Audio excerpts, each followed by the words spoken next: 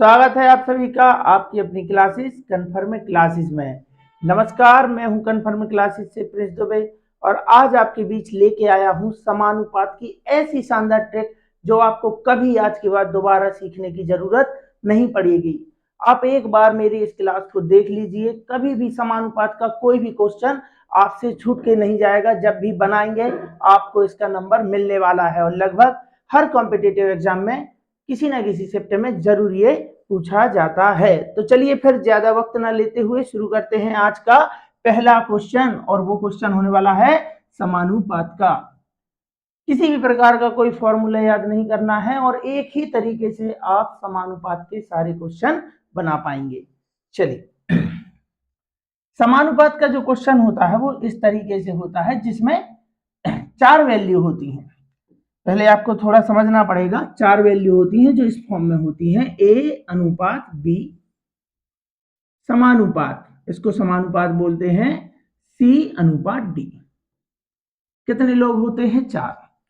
कई बार दो लोग होते हैं, तो वो उसकी चर्चा हम आगे के क्वेश्चन में करेंगे। आपको ये वाला क्वेश्चन जो है, ये वाला चैप्टर जो है, वो मात्र दो टाइप से ही सीखना है और आज आपका समानुपात का सारा कॉन्सेप्ट क्लियर होने वाला है दोस्तों।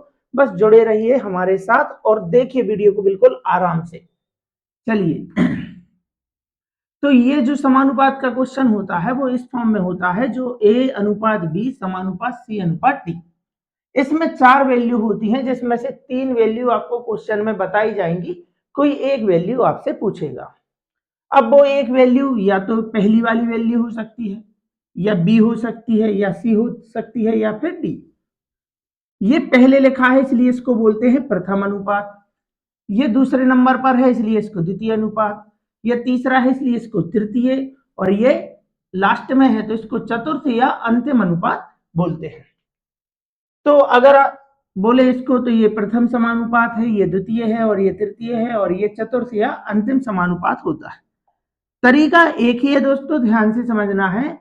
आपको बस ये बात याद रखना है कि बाहर का गुणा होता है बाहर से और अंदर का गुणा होता है अंदर से।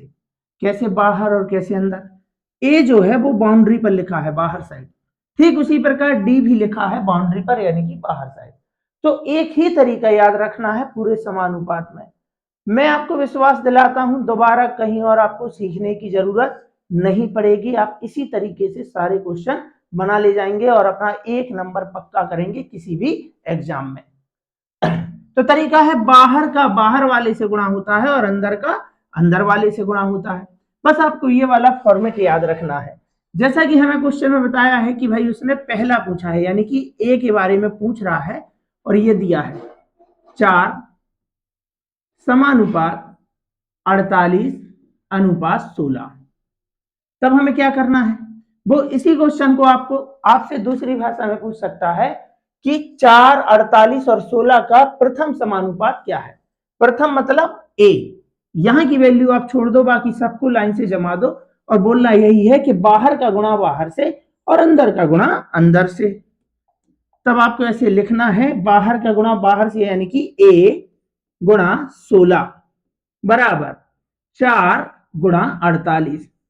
ये जो समानुपात है इसकी जगह पे आपको बराबर लिखना है। तो ए की वैल्यू क्या होगी? ए बराबर 4 गुणा 48 बटे में 16।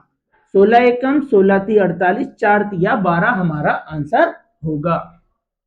और अगर आप चाहें तो इस 16 से 48 को यहीं से काट सकते हैं। 16 एकम 16 ती 48, 4 तिया 12 हमारा आंसर होगा।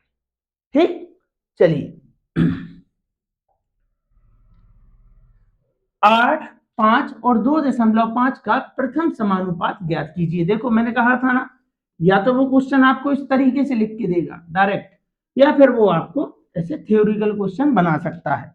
तो हमें तो पता है कि समानुपात का फॉर्मेट क्या होता है। वो फॉर्मेट होता है ए अनुपात बी समानुपात, ये बात आपको मालूम होनी चाहिए, सी अनुपात डी। ठीक, प्रथम पूछा है मतलब ए के बारे में पूछ रहा है, बाकी आपको जमा देना है। यहां से 8 बिल्कुल क्रमशः जमाना है, क्रम से यहाँ पे 5 और 2.5। ठीक, यानी कि बाहर का बाहर से गुणा और अंदर का अंदर से गुणा, बिल्कुल वैसे ही आपको लिखना है जैसा मैंने आपको बताया। आप लिखेंगे a गुणा 2.5 बराबर, समानुपात की जगह बराबर 8 गुणा 5 या 5 गुणा 8, जो आपको लिखना है वो लिखें। 2.5 से उस साइड पक्षांतर करेंगे, बटे में आएगा 2.5 एकम 2.5 और 2.5 दूनी 5, यानी कि 8 दूनी 16 हमारा आंसर होगा। ठीक, यानी कि जब हम ये 2.5 का पक्षांतर करेंगे, कहां जाएगा, यहाँ पे गुणा हो रहा है उस साइड जाएगा तो नीचे आएगा, और नीचे आके क्या करेंगे, उसे काटेंगे ना। ठीक, यहां से आप इसको डायरेक्ट भी कर सकते थे, या फिर जो बच्चे थोड़ा कमजोर है वो लिख सकते हैं इसे 8 गुणा 5 और 2.5 को साइड ले जाओ नीचे, 2.5 एकम 2.5 दूनी 5, यानी 8 दूनी 16 हमारा आंसर होगा। ठीक, चलिए 10 क्वेश्चन मार्क 24 36, यानी ये नंबर बी वाला गोल है यहाँ पे। अब आपको फॉर्मेट तो याद है, ए अनुपात बी समानुपात सी अनुपात डी। बाहर का बाहर से गुणा और अंदर का अंदर से गुणा, दोनों में से कोई भी आप पहले लिख सकते हैं, यानी आप लिख सकते हो 10 गुणा 36 बराबर, यहां क्या लिखें सर, जो लिखना है वो लिखो। अगर आपको x लिखना है x लिख दो, b लिखना है b लिख दो, अपना नाम लिखना है अपना नाम लिख दो। तो यहाँ पे आप लिख सकते हैं x गुणा 24, तो हमें तो x की वैल्यू चाहिए ना, तो 10 गुणा 36 गुणा 24, यहाँ गुणा हो रहा है, इस साइड लेके आओगे तो बटे में आएगा, यानी नीचे यानी भाग में, तो यहाँ आएगा अपना x। 12 दूनी 24, 12 तिया 36, 2 एकम 2 पंचे 10, 5 तिया 15 हमारा आंसर होगा।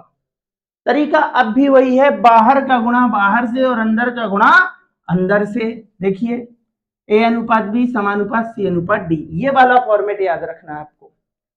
4 संख्याएं टोटल होती हैं, 3 आपको क्वेश्चन में बताएगा और 1 आपको फाइंड आउट करना है। ठीक, चलिए ये हमने अभी सॉल्व किया है। आप चाहें तो इस क्वेश्चन को ट्राई कर सकते हैं, ट्राई कीजिए।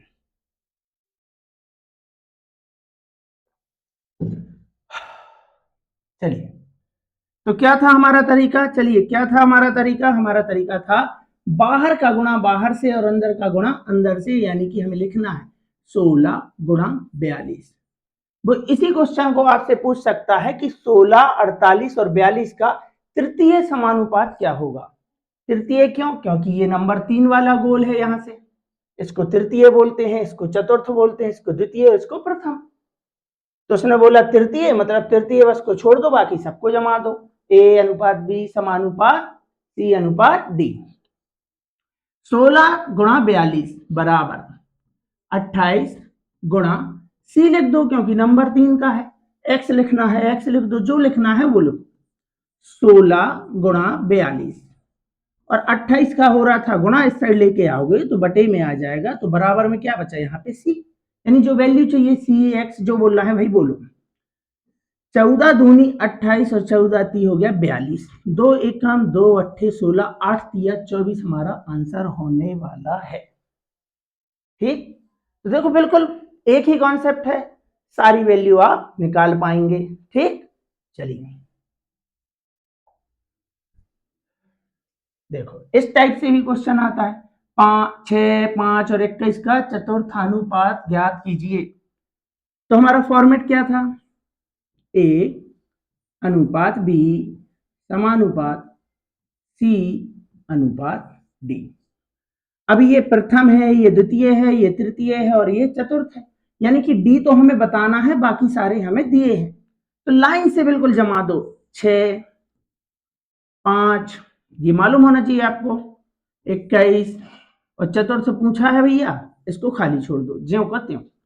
तरीका क्या होने वाला है, तरीका होने वाला है बाहर का बाहर से गुणा और अंदर का अंदर से गुणा, यानी कि आप कहेंगे 6 गुणा डी बराबर 5 गुणा 21, यानी कि डी बराबर 5 गुणा 21 बटे में आ जाएगा 6। 6 यहाँ पे गुणा हो रहा है, उस साइड जाके भाग, यानी बटे में जाएगा। 3 दूनी 6 और 30 आते 21, तो 7 पंचे हो गया हमारा 35 बटे 2, और 35 बटे 2 मतलब 2 से भाग कराना मतलब आधे, तो 35 के आधे कितने होते हैं दोस्तों, 17.5। Option number C. समझे बात को, कैसा भी क्वेश्चन हो एक ही तरीके से आप आंसर करने वाले हैं और आज आपका 1 नंबर पक्का होने वाला है। ठीक, चलिए, और ये रहा हमारा अगला क्वेश्चन। फिर से वैसे ही क्वेश्चन है, आप चाहें तो वीडियो को रोकें और करके बताएं, कमेंट बॉक्स में आंसर कीजिए इसका। चलिए फिर भी मैं आपको बताता हूं। चौथा समानुपात A अनुपात B समानुपात C अनुपात D। तो ये तो हो गया 12, यहां आ जाएगा 16, यहां आ जाएगा 18, क्योंकि चौथा पूछा है मतलब चौथा तो हमें बताना होगा, यहां आप D लिख दो। बाहर का बाहर से गुणा, अंदर का अंदर से गुणा, यानी कि 12 गुणा D बराबर 16 गुणा 18। तो D की वैल्यू क्या होगी? D बराबर 16 गुणा 18 और नीचे आ जाएगा 12, 12 गुणा में था, नीचे आ जाएगा यहाँ पे पक्षांतर हो गए, 6 दूनी 12, 6 ती 18, 2 एकम 2 अट्ठे 16 और 8 तिया 24 हमारा आंसर होगा। ठीक,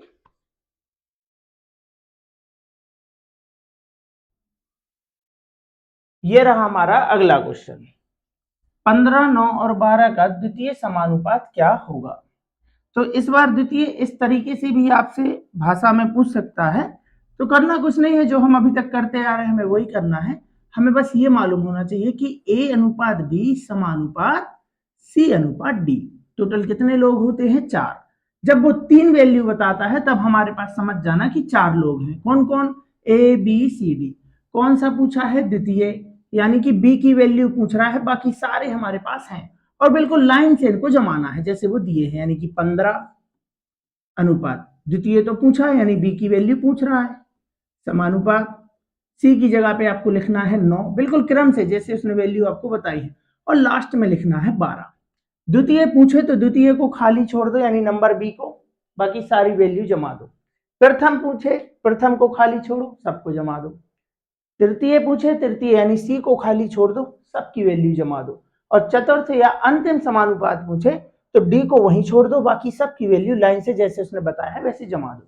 और तरीका एक ही है दोस्तों, बाहर का बाहर से गुणा और अंदर का अंदर से गुणा, यानी हम लिखना है 15 गुणा 12 बराबर B गुणा 9। B मतलब द्वितीय अनुपात अपना। तो अगर आप वहीं से काट सकते हैं तो काट लें, नहीं तो आप लिख सकते हैं 15 गुणा 12 और 9 वहां गुणा हो रहा था, इस साइड लेके आओगे बटे में आएगा, यानी कि पक्षांतर होके बटे में आ जाता है भाग में, यहां बचा B। 3 तिया 9, 3 चौके 12, ठीक, और 3 एकम 3, 3 पांचे 15, 5 चौके 20 हमारा आंसर होने वाला है ऑप्शन नंबर बी। ठीक, चलिए तृतीय समानुपात क्या होगा? अभी द्वितीय पूछा था, अब तृतीय पूछ रहा है। तृतीय मतलब C को खाली छोड़ दो, C को C रहने दो, बाकी सब की वैल्यू आपको जमा देना है। क्या था हमारा फॉर्मेट? A अनुपात B समानुपात C अनुपात D। जब क्वेश्चन में 3 वैल्यू बताता है तब हमारे पास A B C D चारों होते हैं, ठीक है ना, इसको याद रखना है आपको। तो तृतीय पूछ रहा है मतलब C की जगह पे कुछ नहीं लिखना है, C ही रहने देना, बाकी सबको क्रम से जमाना है। यहां आपको लिखना है 21 समानुपात 12, सॉरी 21 अनुपात 12 के बाद है समानुपात, C का C लिख सकते हैं और D की जगह पे आपको लिख देना है 16। जो पूछा है उसको वही ज्यों का त्यों आपको लिख देना है, बाहर का बाहर से गुणा और अंदर का अंदर से, यानी कि 21 गुणा लिखेंगे 16 बराबर 12 गुणा C या C गुणा 12, पक्षांतर करेंगे, यहां लेके आएंगे 21 गुणा 16। आप चाहें तो यहीं से काट सकते हैं, 4 तिया 12, 4 चौकी 16, 3 एकम 3 7 21, 7 चौके 28 हमारा आंसर होगा।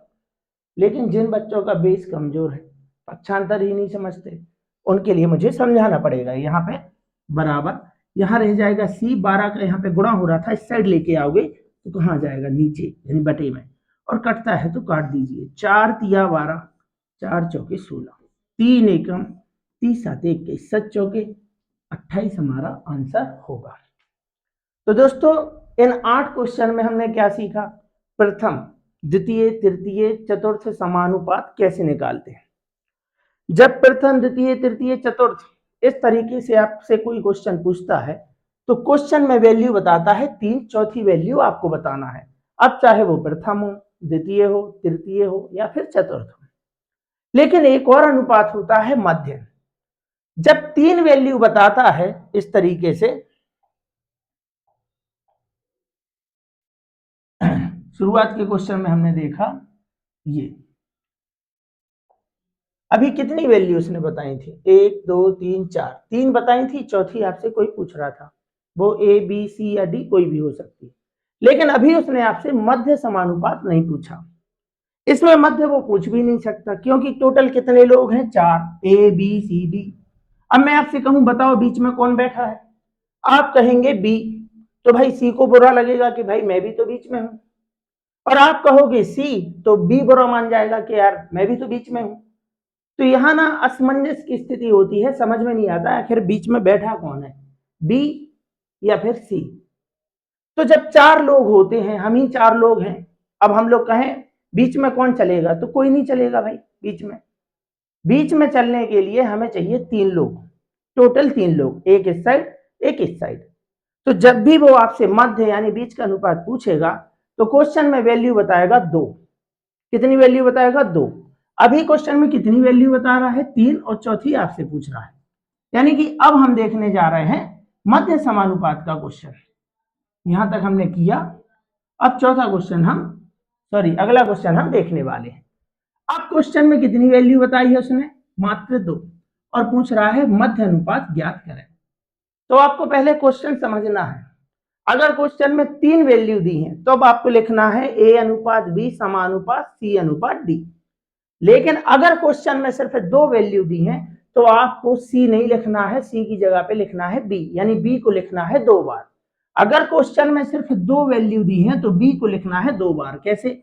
अभी भी वही लिखना है, ए अनुपात बी समानुपात, अब आप सी नहीं लिखेंगे, यहां पे लिख देंगे वापस से बी, बी अनुपात, यहां सी नहीं लिखेंगे आप, ए अनुपात बी समानुपात बी अनुपात सी। अब मैं आपसे कहूं बताइए बीच में कौन बैठा है, आप कह दो बी। ये वाला सोचेगा मुझसे कहा है, तो ये वाला सोचेगा मुझसे कहा है, तो ये भी बुरा नहीं मानेगा, ये भी बुरा नहीं मानेगा, क्योंकि बीच में कौन बैठा है? बी। जबकि ए बी सी डी में, यहां हम लिख रहे थे ए बी सी डी में बीच का बताना थोड़ा सा मुश्किल है।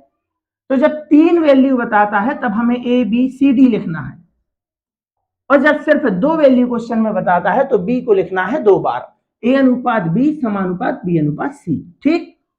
इसने पूछा है मध्य अनुपात ज्ञात कीजिए, यानी बी की वैल्यू पूछ रहा है, बाकी आपको सारी वैल्यू जमा देना है। यानी कि यहां लिखना है आपको 9 अनुपात मध्य मतलब बी, यहां भी बी, और सी की वैल्यू हो जाएगी लास्ट ये 25। तरीका क्या होने वाला है? अब भी तरीका वही होने वाला है जो हमने सीखा है, बाहर का बाहर से गुणा और अंदर का अंदर से गुणा। यानी कि हम कहेंगे 9 गुणा 25 बराबर बी गुणा बी, बी गुणा बी, और जब आप बी गुणा बी करेंगे तो उसे बोलेंगे हम बी स्क्वायर, यानी बी पे 2 की घात। ठीक। अब इसे आपको सॉल्व करना आना चाहिए। 9 गुणा 25 बराबर बी, जब इसका स्क्वायर आप हटाएंगे तो यहां आ जाएगा वर्गमूल, अंडर रूट, और इससे निकलती हैं बाहर पूर्ण वर्ग संख्या। क्या आपको 9 का वर्गमूल मालूम है? 9 किसका वर्ग है? आप कहेंगे सर 3 का। 25 किसका वर्ग है? 25 का वर्गमूल क्या है? 5, यानी 5 या 15 हमारा आंसर होने वाला है। कोई फॉर्मूला आपको याद नहीं करना है। ठीक। बस इतना याद रखना है कि जब भी वो मध्य अनुपात पूछेगा सिर्फ वैल्यू बताता है क्वेश्चन में 2, और जब 2 वैल्यू बताए क्वेश्चन में तो आपको ए बी सी डी नहीं लिखना है, बी को सिर्फ 2 बार लिख देना है। डी का सिस्टम खत्म, यहां पे सी नहीं आएगा, सी थोड़ा आगे जाएगा, ए अनुपात बी समानुपात बी अनुपात सी। 3 वैल्यू है क्वेश्चन में तो आपको लिखना है ए अनुपात बी समानुपात सी अनुपात डी, और चारों में से कोई भी एक वैल्यू मिस होगी उसका आपको मान बताना है। लेकिन जब क्वेश्चन में 2 वैल्यू हो तो बी को लिखना है 2 बार। चलिए, संख्याएं 4 तथा 9 का मध्य समानुपात क्या होगा? बिल्कुल वैसे ही करना है जैसा हम अभी तक करते आ रहे हैं। सवाल में कितनी वैल्यू है? 2, मतलब बी 2 बार आएगा, ए अनुपात बी समानुपात बी अनुपात सी। मध्य पूछा है मतलब बी की वैल्यू पूछ रहे हैं, बाकी हमें पता है। यहां आएगा 4, बी का बी, बी का बी, और सी की जगह पे आ जाएगा 9। बाहर का बाहर से गुणा और अंदर का अंदर से गुणा। आप चाहें तो b पहले लिख सकते हैं, इनको बाद में लिख सकते हैं, आपकी मर्जी। 4 गुणा 9 और b का गुणा होगा b स्क्वायर। जैसे ही आप स्क्वायर हटाएंगे यहां आ जाएगा अंडर रूट यानी वर्गमूल का सिंबल 9 बराबर b। अब मैं आपसे पूछूं 4 किसका वर्ग है, आप कहेंगे सर 2 का। 9 किसका वर्ग है, आप कहेंगे सर 3 का। 3 दूनी 6 हमारा आंसर होने वाला है ऑप्शन नंबर डी। बात को समझ पा रहे हैं? चलिए संख्या 4 और 8 का प्रथम अनुपात क्या है, प्रथम समानुपात क्या है, हमसे पूछा है। तो भाई कितनी संख्याएं दी हैं, 2। और जब 2 संख्याएं दी होती हैं तो हमें तो b को 2 बार लिखना है, a अनुपात b समानुपात b अनुपात c। और अगर 3 संख्याएं क्वेश्चन में दी हैं तो a b c d सारे जमा दो आप। और जब क्वेश्चन में सिर्फ 2 संख्या दी है तो b को 2 बार लिखना है। कौन सा पूछा है, प्रथम, मतलब a के बारे में पूछ रहे। इसकी जगह पे हम कुछ नहीं लिखेंगे। तो हमें क्या दिया है, b और c। b का मान हो गया 4, b का मान हो गया 4, b का मान 4 है तो यहाँ भी b का मान 4 होगा और c की वैल्यू है 8। क्या तरीका है सर, तरीका तो एक ही है, बाहर का बाहर से और अंदर का अंदर से, यानी a गुणा 8 बराबर 4 गुणा 4। तो a बराबर होने वाला है 4 गुणा 4 बटे में आएगा 8। 4 एकम 4 दूनी 8, 2 एकम 2 दूनी 4। आंसर होने वाला है ऑप्शन नंबर बी 2। ठीक, देखिए तरीका अब भी वही है, बाहर का बाहर से गुणा और अंदर का अंदर से गुणा। बस एक ही बात याद रखना है, जब 3 वैल्यू क्वेश्चन में दी है, चौथी आपसे पूछी है, चाहे वो प्रथम हो, द्वितीय हो, तृतीय हो या फिर चतुर्थ, तो आपको ए बी समानुपात सी और डी लिखना है। और जब क्वेश्चन में 2 वैल्यू हैं तो ए अनुपात बी समानुपात बी अनुपात सी, यानी बी को लिखना है डबल। ठीक, चलिए 12 और 30 का तृतीय अनुपात क्या है, कितनी वैल्यू है, 2। जब 2 वैल्यू हो बी को 2 बार लिखना है, ए अनुपात बी समानुपात बी अनुपात सी। किसकी वैल्यू पूछ रहे हैं, तृतीय। अब सर तृतीय कौन है, भाई ये तो होता है मध्य, ये क्या होता है, मध्य, इसमें द्वितीय नहीं होता। ये तो हो गया हमारा मध्य, ये होता है प्रथम और ये होता है तृतीय। ठीक है ना, इसको मध्य बोलते हैं। तो तृतीय पूछा मतलब सी की वैल्यू पूछ रहा है, यहां आप लिखेंगे 12 अनुपात 30 समानुपात, यहां भी आएगा 30 और सी तृतीय पूछा है तो यहां आप सी ही लिख दो। कैसे करना है, बिल्कुल वैसे ही करना जैसे हमने पहला क्वेश्चन किया था, बाहर का बाहर से गुणा और अंदर का अंदर से गुणा, यानी कि 12 गुणा सी 30 गुणा 30। तो सी का मान होने वाला है 30 गुणा 30। जो बच्चे ऐसे ही काट सकते हैं वो यहीं से इसको उड़ा सकते हैं, संख्या को यहां लेके आ जाओ। 12 12 का गुणा हो रहा था, पक्षांतर करोगे बटे में आता है। 6 दूनी 12, 6 पंचे 30, 2 एकम 2 से जाएगा 15 बार और 15 पंचे 75। ऑप्शन नंबर बी हमारा आंसर होने वाला है। ठीक, चलिए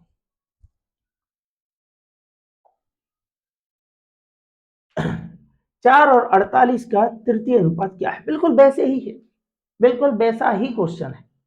तो ये आपका होमवर्क होने वाला है, ये क्वेश्चन मैं आपको बिल्कुल नहीं बताने वाला, क्योंकि हमने पिछले ये इसके पहले वाला क्वेश्चन उसमें भी तो तृतीय अनुपात निकाला है।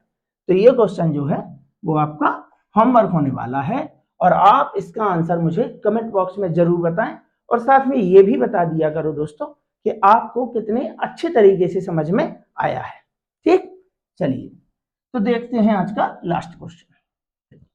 0.8 और 0.2 का प्रथम अनुपात क्या होगा। तो हमारे पास कितनी वैल्यू है, आप कहेंगे सर 2, यानी बी आएगा 2 बार।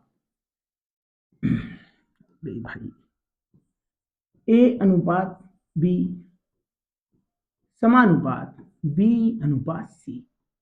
अगर आप ये बात समझ गए हैं तो आपको लिखने की कोई जरूरत है नहीं इसको। 0.8 नहीं, यहां मान आप नहीं लिख सकते। क्यों नहीं लिख सकते, क्योंकि उसने आपसे पूछा है प्रथम अनुपात। प्रथम मतलब ए की वैल्यू आप खाली छोड़ दो। बी हो गया 0.8 समानुपात 0.8, जब बी की वैल्यू यहाँ पे जो है वो वही यहाँ पे होगी अनुपात, और सी की वैल्यू है 0.2। ठीक, क्या तरीका है, बाहर का बाहर से गुणा अंदर का अंदर से, यानी कि a का गुणा होने वाला है 0.2 के साथ बराबर 0.8 और 0.8। तो a का मान क्या होगा 0.8 गुणा 0.8 और 0.2 आएगा नीचे। तो यहाँ आपको 0.2 से 0.8 में भाग करना है। तो जब आप भाग करते हैं कोई भी दशमलव वाली संख्या का, आपको देख लेना है कि एक अंक के बाद दशमलव यहाँ पे है और एक अंक के बाद दशमलव यहाँ पे है, मतलब दशमलव है ही नहीं, दशमलव से दशमलव गया। बस अंकों की संख्या समान होनी चाहिए, दशमलव के बाद एक अंक, दशमलव के बाद एक अंक। तो सिर्फ लिखा है 2 एकम 2 चौके 8, ठीक। 4 आठे हो गया हमारा 32 और एक अंक बाद यहाँ दशमलव था, इसमें इसका तो गया दशमलव, एक अंक बाद दशमलव था, लगा देंगे, यानी कि 3.2 हमारा आंसर होने वाला है। ठीक है, कैसी भी संख्या आ जाए दोस्तों, आप मेरा ये कॉन्सेप्ट याद रखना, बाहर का बाहर से गुणा और अंदर का अंदर से गुणा। कभी भी समानुपात का क्वेश्चन आए बस इतना ही रिवीजन करना है, बाहर का बाहर अंदर से अंदर। जब तीन वैल्यू दी है a अनुपात b समानुपात b, सॉरी a अनुपात b समानुपात c अनुपात d, और जब दो वैल्यू दी है तो b को डबल लिख देना है, a अनुपात b समानुपात b अनुपात c। ठीक, तो मध्य पूछे, तृतीय, प्रथम, द्वितीय, कुछ भी पूछे आप क्वेश्चन को कर पाएंगे। तो उम्मीद करता हूं कि आप बेहतरीन तरीके से क्वेश्चन को सीख पाए होंगे और अच्छे तरीके से समझ पा रहे होंगे। तो चलिए फिर मिलते हैं किसी और अगली क्लास में, तब तक के लिए आप सभी का बहुत बहुत धन्यवाद।